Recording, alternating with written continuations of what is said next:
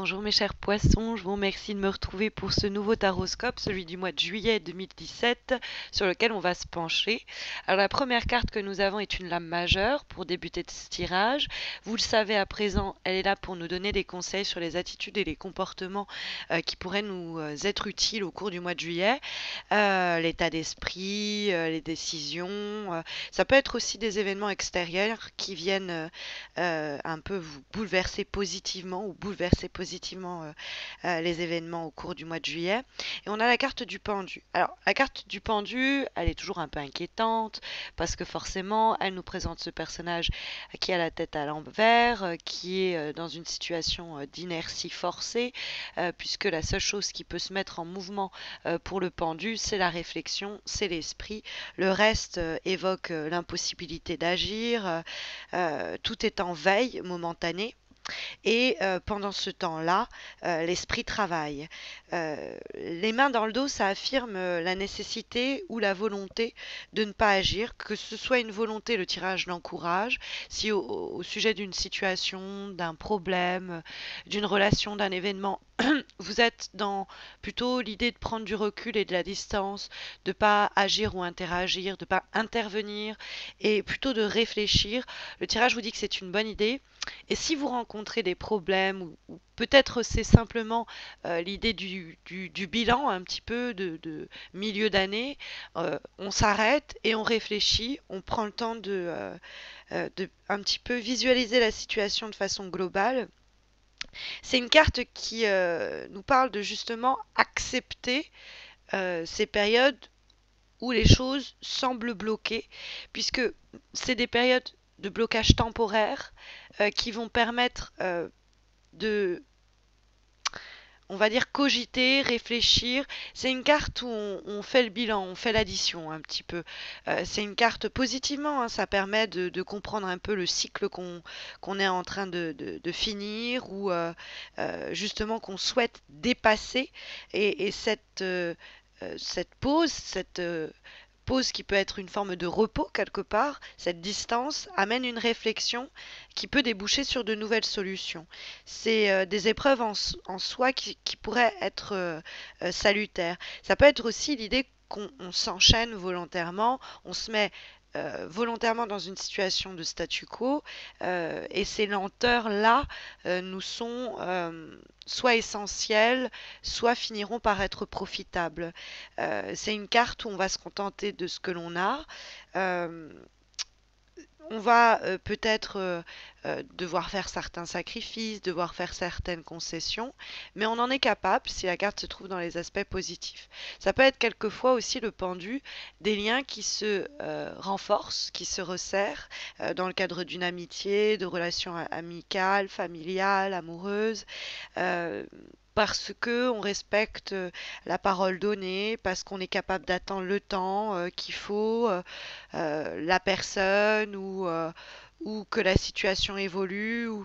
Bref, le pendu, c'est quelqu'un qui est capable de prendre sur soi, en somme. Et c'est visiblement ce qui vous est encouragé. Peut-être que vous allez faire du coup le bilan sur des événements passés. 6 de coupe. Le 6 de coupe, en effet, c'est l'enfance, hein. Quelquefois, ça nous parle justement de difficultés avec des enfants dans le cadre de votre entourage, puisque nous avons aussi la carte du 4 de bâton qui nous parle de la famille. Donc c'est pas impossible qu'il va falloir faire des sacrifices vis-à-vis de situations familiales dans lesquelles pourraient être impliqués des enfants en bas âge. Ça peut être aussi l'idée que vous allez être mis ou mise en contact au cours des prochaines semaines avec des situations, des événements ou des relations, des personnes du passé. Alors ça peut être vraiment de l'enfance en l'occurrence, ça peut être vraiment juste le passé, mais autant vous dire que si la carte se trouve dans les obstacles, ça risque pas de réveiller de bons émois, puisque le 6 de coupe est en fait une carte qui nous parle du passé, la manière dont il peut parasiter, affecter la situation actuelle et à venir. Alors des fois ça peut être juste un coup de nostalgie, on est mélancolique parce que on reste focalisé sur un problème, une situation du passé, une relation, quelque chose qui en soi nous empêche d'avancer parce qu'on est focalisé là-dessus. Peut-être aussi que toujours dans l'idée de faire un peu le bilan avec la carte du pendu dans les aspects positifs, la carte du 6 de coupe dans les obstacles peut nous parler d'un temps nécessaire de guérison, c'est-à-dire on va regarder le passé, on va voir ce qu'il y a de bon de ce passé à garder, et puis on va jeter ce qu'il faut jeter. Parce que il y a l'idée avec le 6 de coupe de craindre de répéter certaines erreurs, de se remettre dans certaines situations qui n'avancent pas et de tourner en rond. Dans le cadre, par exemple, d'un rapport relationnel où on se dirait bah, finalement ce qu'on avait à vivre ou ce qu'on avait à partager ou la manière dont on pouvait ensemble collaborer sur ce projet, eh ben, c'est ce qui a été fait par le passé et il n'y a plus grand-chose à faire. La relation se conjugue ou la situation se conjugue plus au passé que au futur, quoi, voire que même au présent. Donc le 6 de coupe, ça peut nous dire ça. Donc dans le conseil que ça va nous délivrer, c'est l'idée qu'il va falloir regarder l'avenir, scruter l'horizon, plutôt que de se concentrer sur ce qui a été. La seule façon dont vous avez le droit de vous pencher sur les problèmes du passé ou les souvenirs qui vous hantent, c'est pour justement les confronter et une fois pour toutes cesser de ressasser ce qui a bien pu vous traumatiser par le passé. Peut-être c'est dans le cadre familial, peut-être que c'est dans le cadre amoureux, amical, quelle que soit la nature des problèmes qui sont ramenés à la surface, on peut justement faire un peu le bilan et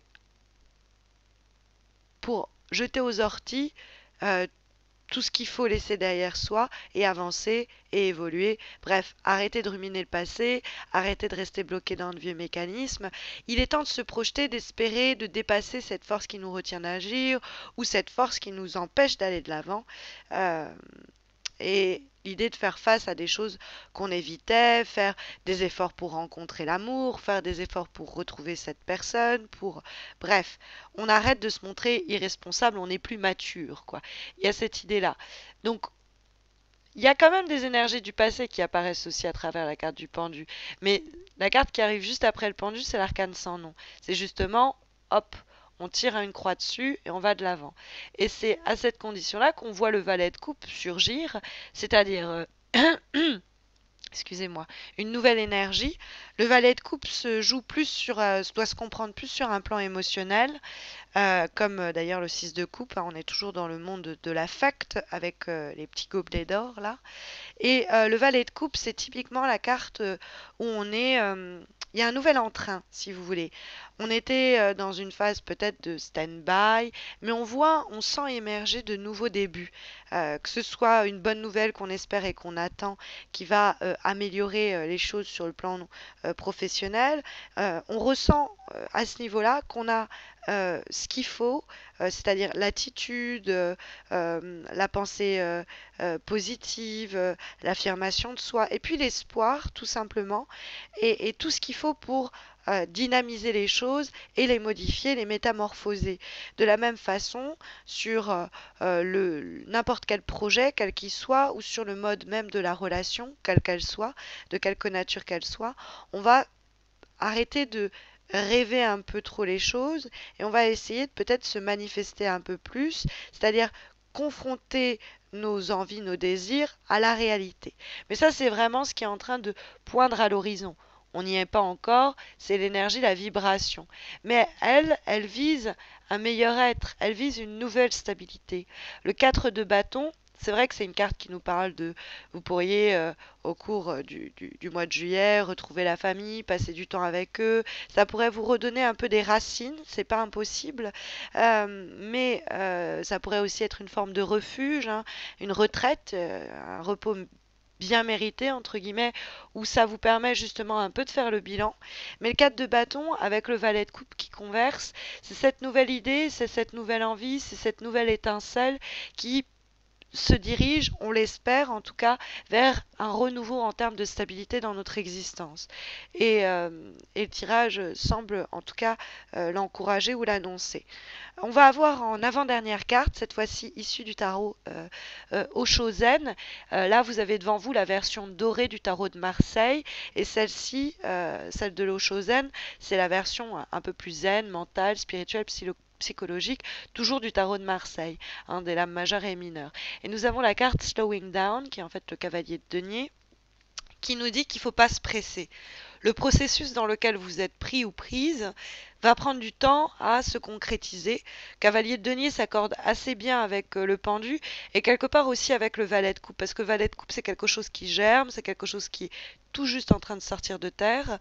Le pendu c'est un temps de blocage, c'est un temps où on prend le temps justement, et le cavalier de denier, enfin en tout cas la lame, c'est le cavalier d'arc-en-ciel dans le cadre de l'Oshozen, est une carte qui va aussi nous délivrer un conseil sur le plan mental, psychologique, et donc bien de la réflexion qu'on va mener au cours du mois de juillet, de ralentir, de pas s'empresser, de faire ce travail, et un travail apparemment qui est en train de se réaliser, il n'y a pas à en douter, et qui va vous libérer certainement des attentes que vous pensez que les autres ont de vous, et que vous avez créées à votre propre égard en imaginant que les gens autour de vous attendaient que vous preniez ces responsabilités ou vous agissiez de la sorte.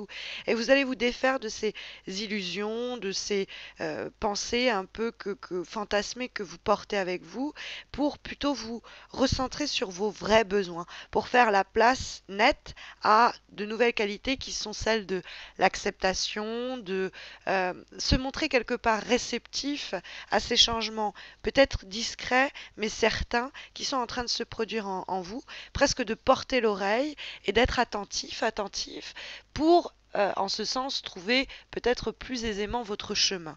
Nous avons en dernière lame, cette fois-ci issue de l'oracle pensé et dessiné par Salerno, celui de l'amour universel, qui va nous parler plus du plan émotionnel, la carte de la méditation, qui nous présente donc cette personne en position du lotus et qui est donc en train de réfléchir. Cette carte-là, elle m'évoque la carte du pendu.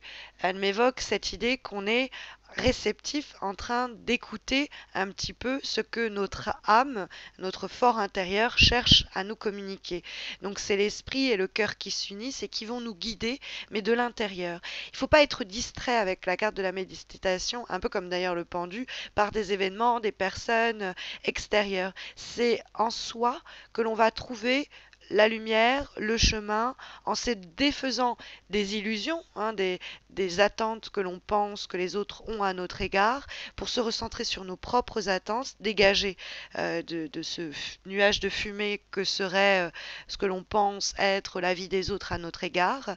Et la carte de la méditation nous dit que si on est en train de lutter pour trouver une réponse ou une solution à quelque chose, eh bien il suffit de se laisser le temps de réfléchir, la réponse affleurera à la surface d'elle-même à partir du moment où on prête l'oreille. Au fond, on saura très bien ce que l'on veut et quel chemin on est sur le point d'emprunter.